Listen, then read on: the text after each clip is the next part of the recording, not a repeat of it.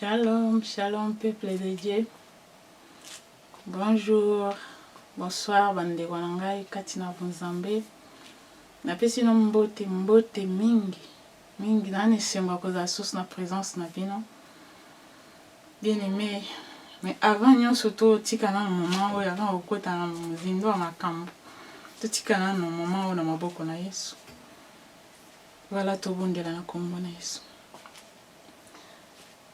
Père Saint, merci, Kolo na bomoi. Merci Papa na Lola. Merci Nangolo yo salinga lisusu na za devant peuple na yo. Lokumu ezongela yo Kolo na ngai. Joie contrôle à moment du début jusqu'à la fin. Yahweh, que tes messages et visiter toucher peuple na bisika baza. Makila no couvrir ngai couvrir vidéo na kombo na Yesu Masia na bondelo. Amen. Shalom, shalom encore, peuple de Dieu, bandeko kati na nkolo. Na pamboli bino vraiment na kombo na Yesu Masia na pesi no bambote ebele bisika nyonso bozozwama. Ngai sœur Keren, servante de l'Éternel. Naza susi liboso na bino peuple de Dieu, lelo na ye na partager na bino témoignage na ngai. Mais c'est qui bino que nkolo asalelinga ya mingi. L'autre fois na pesa ki témoignage c'est que sur dépouillement ndenge nzamba sala ke na yamba dépouillement na bomo ina ngai. Lelo bien aimé na ye na une partie ya témoignage na ngai est vaste monene. Donc na okokosi sango lelo te. Mais na opesa ka mukie na ngolo na ye lelo. Po boyeba pe o Nzambe asalela ngai. Po ete na témoignage oyo esunga pe bino bana Nzambe. Bo babungisaki kundima bazongela kundima. Peuple de Dieu Nzambe na biso za na bomoi asalaka. Ye nazoloba na partager na bino témoignage na ngai. Voilà mes bien-aimés. Pe kolobela mpe appel na ngai. Po na telema boyete ka boye. Eza na ngolo ya Nzambe nde lelo toko évangéliser. Donc ko salèvre Nzambe eza na ngolo na ye. Bien-aimé ngai sœur Keren. Lelo nazo partager témoignage na ngai. Pe na lobela muke appel na ngai. Voilà bien-aimé na koli na botami comme tout autre enfant na famille chrétienne. Dana évoluer bongo. Na lingaki Nzambe banda muke bien aimé. Donc so ozana eloko Nzambe. Ato ozana mwana muke ma nyonso ya yo okozalaka Nzambe na ngai. Na nyonso tout. Voilà mes bien-aimés dans le Seigneur. Na koli bongo. Et puis na yeba ki enfer lifelo ezalaka na zeka na obanga lifelo na bi. Ngai na oke lifelo te. Bien-aimé na kola ki bongo. Na ba veillé na ba prière Nzamba za ko sala ngas des fois na za ikozala donc na continuer bongo mais na za ko ya mokozwa ba message ba sala Nzambe ko isanga o sala Nzambe bon na ndoko zonka message bon tant pe na za mwa muke na ndo mona mpe bon yelo belangelo te ni volé ki bongo na za ko chaona mutu na ngate na kolibon mais ezaki au fur et à mesure ezoya bisika nyonso okuta muto donc il faut ka papa peso misa ato za mposa o te donc nazaki kozwa message ya bongo mingi mais na bana komiyeba te mais bien aimé mais tobotamaka soki oza mosali na Nzambe messagère oza na eloko ya Nzambe toyaka nango déjà na mokili. Bien aimé, toyaka na mokili. Des fois peut toyeba raté. So na oloba bongo c'est pour dire au peuple de Dieu que to débarquer na ba YouTube. Bien sûr toza na temps oyo wana ke toza na temps ya Matthieu 24. Mais tokoloba bozui verset 23 jusqu'à 24. Au mona ke Nzamba loba ke na ba temps wana ba faux prophètes bakoya ebele na kombo na ngai. Mais bokoyeba bango na misala na bango. toza mpe na temps wana bafaux baye mpe ebele bavrai baza ebele. Conseil moko bien aimé na opesa totikala concentré na nkolo Yesu, tosenga vraiment esprit ya discernement, parce que Saint-Esprit moto akorevelaka biso ke oyo anaza faux oyo aza vrai. Tozala vraiment so oza concentré connecté na nkolo obanda otombe na bapiège wana te.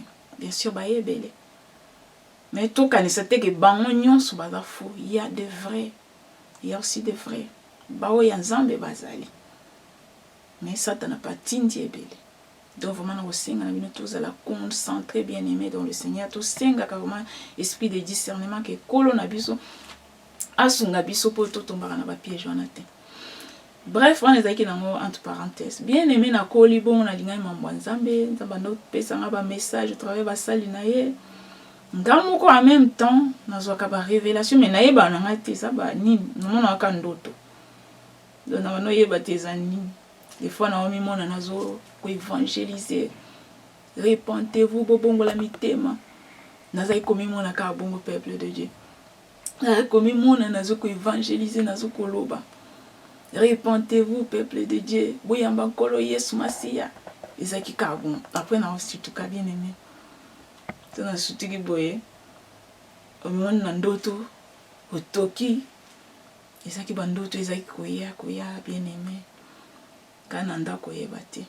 Il faut que mona pe nazo bondela pona ba malade ba memelanga bana basi bana ebele nazo bondela na ko bondela avec onction hein. Et puis son tout qui boye nazo trembler bien aimé. Et si tout bandoto ni bando ya mingi ezo zonga. Mais idée te ke Nzamba opesanga ba message opesanga ba révélation. Un jour pe nanda ko kende place mo bona mi mona na OK place mona éviter nanda OK wapi na kuta fula bato na fula na magicien moko boye azo ko pesa ba message. Bien aimé dans le Seigneur, magicien on azo ko pesa ba message et comment qui eramoni na éviter a repérer ki ngande ni abibi na fula ya pa na ngai po attaquer ngai akomotindela ba flèche. Na sentir que azotinda ba flèche azotindela ngai na bien aimé na zongi na kimaki ete nazo yakaka nazo ko affronter kana komukoloba na kombo na Yesu au nom de Jésus na kombo na Yesu na komotindele moto amoni mutu ango pe kwei na se. Mais après na moni neti afukami akomo singa na bondela pona ye na yambise Yesu. Bien aimé dans le Seigneur, na bondela pona mutwana mutu ayambi Yesu, mutu azaki magicien ayambi Yesu Masia. Peuple de Dieu foule et ezaki entouré ye pona magie nanda osala bakomo kobetela nkolo Yesu maboko, bakomo kobetela nkolo Yesu maboko, bakomi bango nyonso bazo adorer et comme si ko ngai nazo animer lisusu. C'était toujours comme ça, surtout qu'il y a une d'autres, non, vous sentez vraiment que vous êtes quelque part. Les gens qui bon au peuple de Dieu, na continuer comme on a ba révélation de l'homme, mais il y a des gens qui Nzambe azako révéler ngai, azako bananga makamo boye oyo peut-être lobi nango na usala na ebite. Idée te, moso ebisinga kelo yo ko banda ko yambisa batu Yesu oyo boye. Na moni bande parce que ngako Bible na ebite. Elote na kubandela wapi.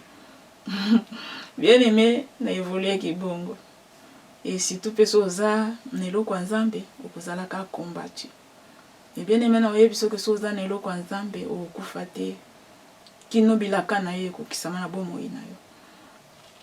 Bien aimé comment na temps moko na comme na ba âge net ba 12 13 ans na moni ba règle na ngai ba période na ngai et normal comme ndenge yaka mais et ça là qui durait moko ya bané belete mais peut-être tam sous quelques 2 ans 3 ans bien aimé le reste et comment qui so qui ba régler et c'est bloqué pendant 3 mois tant que c'est débloqué et siko et siko il faut makila nyonso na nzoto na ngai esila épuisé pende esila.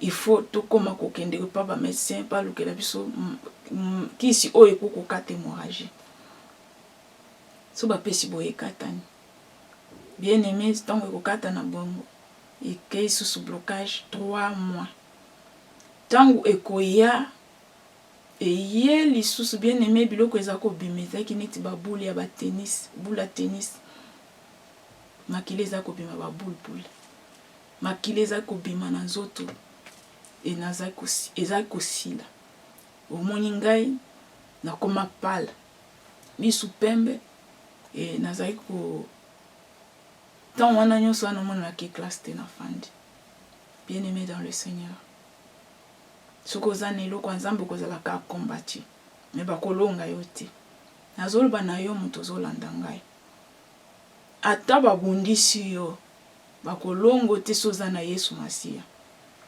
parce que ye azelonga na biso apesa biso déjà elongo wana ya de cela 2000 ans la croix de Golgotha kangama na ye nazaki tellement combattu pour eloko ezaki kati na ngai monde éternel balingaki kana ba éliminer ngai po eloko wana bazomona eza danger pour na bango bien aimé c'était comme ça j'ai souffert na mona pasi na likambwana na mona pasi bien aimé dans le Seigneur na problème wana ba règle yaka esisaka ngaka makila na nzoto bamemaka ngai place nini place oyo tokoyoka ke mosali na Nzambe moko azobondela kuna toke prophète moko aza église moko tokende babondela mpona ye tobana okende nyonso koluka vraiment que le Seigneur puisse me guérir na baprière na ngai nazolela Seigneur wapi yo n'est-ce pas yo Nzambe oyo mwasi oyo ya perte de sang oza wapi na bomoi na ngai. Alléluia. Bien-aimé dans le Seigneur, Isaki Bongo, j'ai souffert des années na problème. Tant moulaï, mais zinga libanda, bato bazo tonga, bazo baka avortaka. Bomoni akomi pali so sa avorté, ye penza ngai ba kritika na ba façon, ba pesa nga ba kombo bien-aimé na makambu na ebité o na salati. Nazaki na vie ya mobulu te vie ya désordre te. Bien-aimé mes bato ba chanta kombo na ngai. Bien-aimé Nzambe azaki ko préparer ngai pour un jour na tato la monene na ye. Et que ba o pe baza na ba situation compliquée.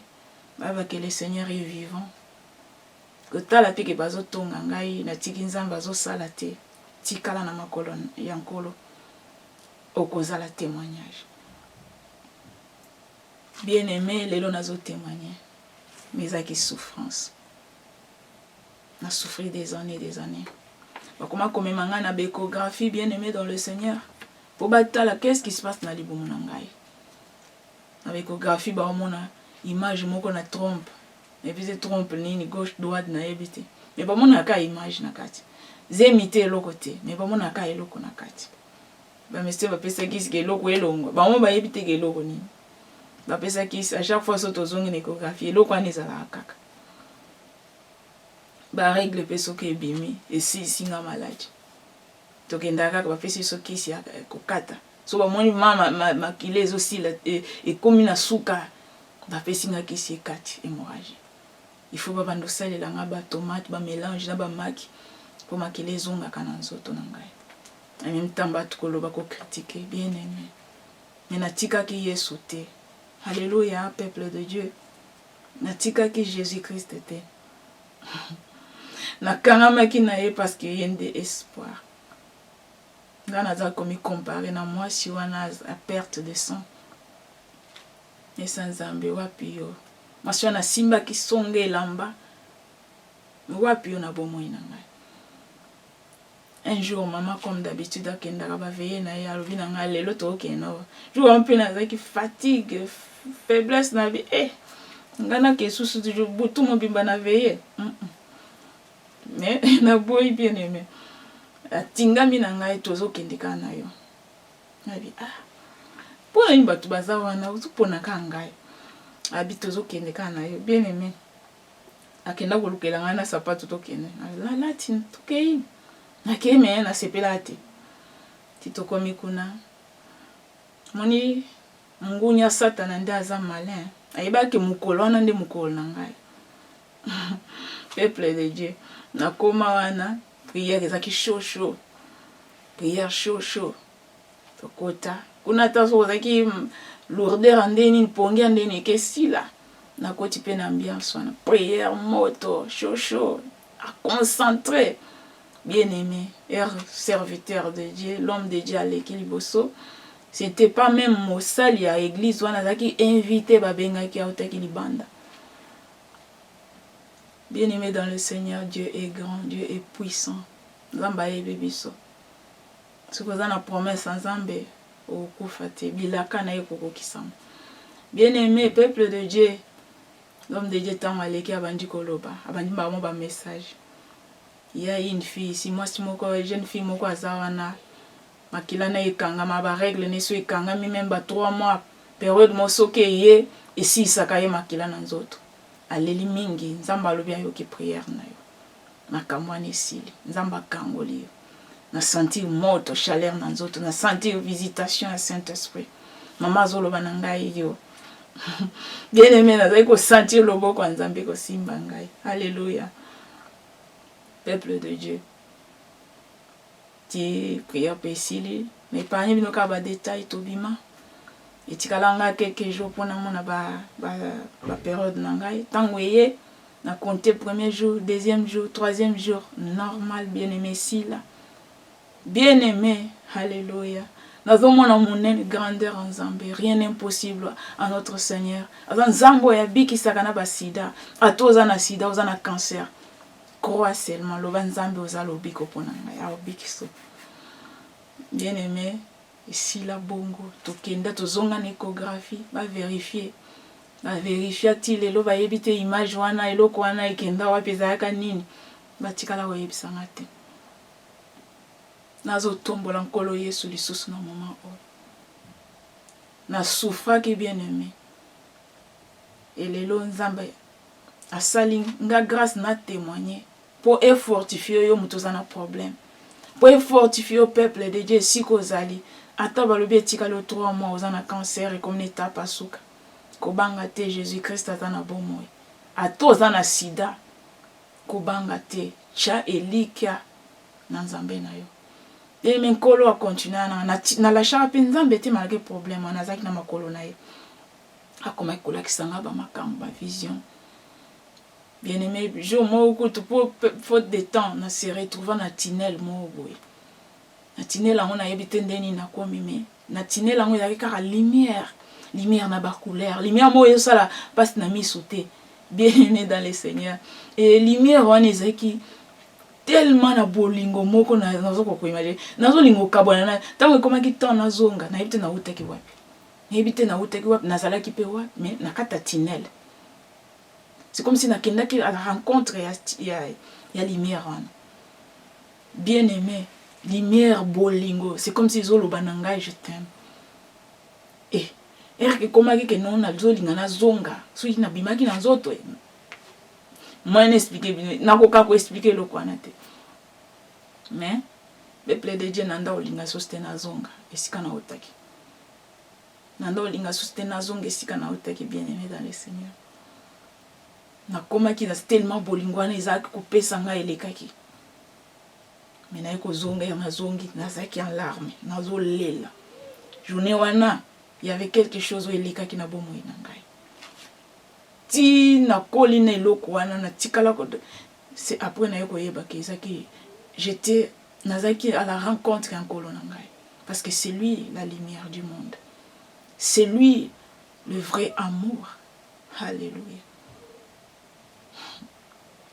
Bien-aimé, botikala accroché na Jésus-Christ. Je pense que lelo na suka mais bien-aimé nkolo akoma ikomemanga na ba dimension moko. Ti lelo ngana koma lelo na ba YouTube na appel na ngai bien-aimé eza na Luc 4 18 à 19. Na yepambate. Avant kutu apesa ngai passage wana Luc 4 18 à 19 bien-aimé na oka mungongo ezolobela ngai ndenge lobela ki Ézéchiel. Bien-aimé. Bozwa Ézéchiel 33 verset 7. Bien-aimé dans le Seigneur. Pour méditer. ndenge kaka nkolo abengaki Ezekiel ayebisi ki na placé au sentinelle na yokaki moto azobenga ngai na kombo wana na kombo na ngai azoyebisa ngai nazala wana mpona yoka na memaka. Après nayoki passage à Luc 4 18 à 19. Bien aimé naza na appel ya Nzambe to débarquer na ba YouTube opamba te eza na ngolo na na makasi na volonté ne mpona nga moko na ko imaginer te. Le Seigneur a commencé à continuer à qui na kolakisa nga makambo afungula na bapesa nga ba esprit nini ba don ya parole de connaissance mais naza ika ko comprendre te que un jour na hôtel bien aimé na lingi bino mingi mais faute de temps moyen vraiment na continuer à mingi exacté bien aimé dans le Seigneur. Nkolo a continué qui ko memangai na ba profondeur ko lakisa ngai makambo ko pesa nga ba révélation mais bien aimé to bandi awa directement na YouTube te bien aimé to bandi awa na YouTube mbala moko te to bandaka na banzela ko belela ko luka ko sala ba cœur à cœur ko bibisa ba to message nzamba oyebi Yesu masi Yesu ko so yambai nga ko munayebaki niko bateme et comment étant mon nzamba comment changa nete pression faut bobima boke évangéliser na bi no kinde ko évangéliser na loba nini na bini elote bien aimé toto saki kaka ya na oyebi sos soki nzamba lobeli obéi tosa na bien aimé tosa kaka et le reste yemoko akozoyo en charge nga na yebaki lokote to bimaki to banda na libanda bako kasa to ya na YouTube mbala moko bien aimé to banda na balabala na ngolo na yepo na yebaki lokote mais pona lelo bien aimé nazo suka nano mais nazo belela no moto nyonso nano yamba Yesu Masia te bien aimé mon frère ma sœur yumto landanga soki nano yamba Yesu te ke lelo zoyoka mungongo oyo kotala ngai ti mimona nkolo Yesu ayaki kokufela yo fungola mutema na yo lelo yamba ye kotise lokola mokonzi pe mobikisi na yo yebise azwa contrôle ya vie na yo akamba yo ndima ke nkolo na yambi yo lelo lokola mokonzi pe mobikisi na ngai kamba bomoi na ngai bien aimé soko yebite loba Seigneur répéter même si manangai loba nkolo na yoki message na yo na yoki mongongo na yo lelo na ndimi na yambo na bomoi na ngai na fungoli motema na ndimi yo na bomoi na ngai lokola mokonzi pe mobikisi zwa contre la vie na ngai kamba ngai limbisa mabunga na ngai limbisa mabe na ngai diriger vie na ngai na kombo na Yesu. Bien aimé so sali prière oyebete Nzambe aza nesengo koti na bomoi na yo eyende muto azokamba yo bien aimé ye muto siko azwi contre la vie na yo kobanga eloko te soko ndimi Yesu yebeke azo contrôler vie na yo bien aimé dans le Seigneur na pamboli bino na kombo na Yesu Masi. Bien aimé sozu message oyo ko garda ngo pona yo te kabola na pas na répertoire na yo kabola et puis vous s'abonner massivement à la chaîne bien aimé vous s'abonner et vous partager kolo Yesu apambola bino azala moko na bino na kombo na Yesu Masi na bondeli boye amen.